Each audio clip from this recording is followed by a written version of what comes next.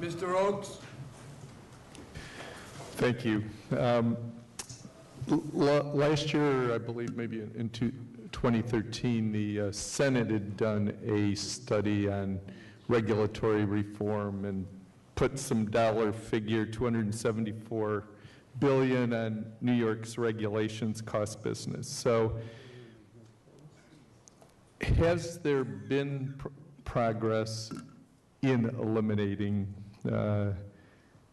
any of those? And I guess my sense would be you're leaving now, so what would your recommendation be to the new commissioner as your successor to finally make more progress on this issue? When the regional structure was set up, my recollection is this was going to help be a process, collect information at the regional level, make recommendations for regulatory changes, and it seems like out of the council structure, that hasn't been one of our great successes.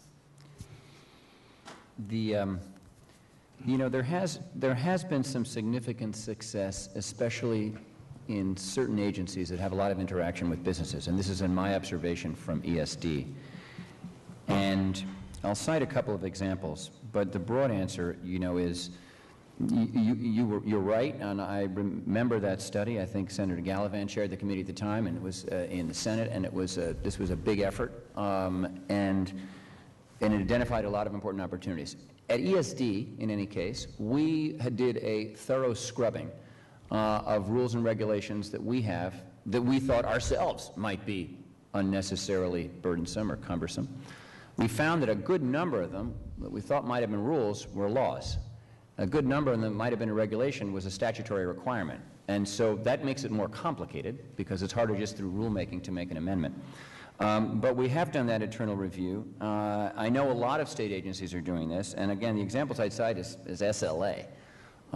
We run this one-stop shop for all of anybody in the businesses of wineries and cideries and farm breweries and distilleries and the like.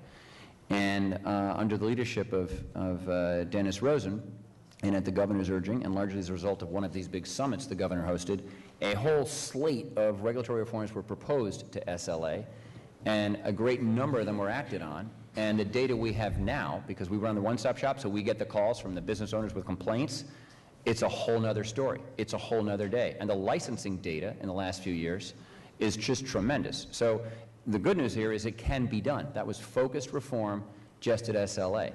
At ESD, I always say we're the intermediary with the employer community, so we hear a lot of the stories, and then we go to the governor's office and and the appropriate state agencies to try to do these reforms through rule and regulation internally.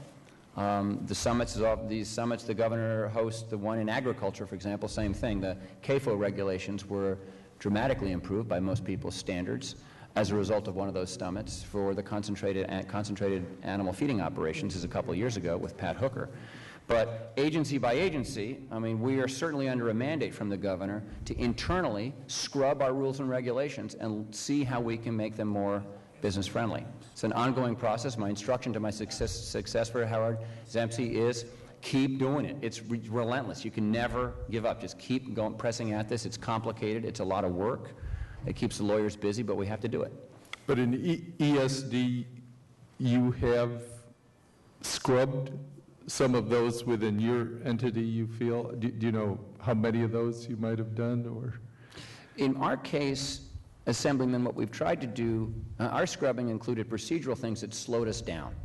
For a long time at ESD, certain programs that we had, were just administrative.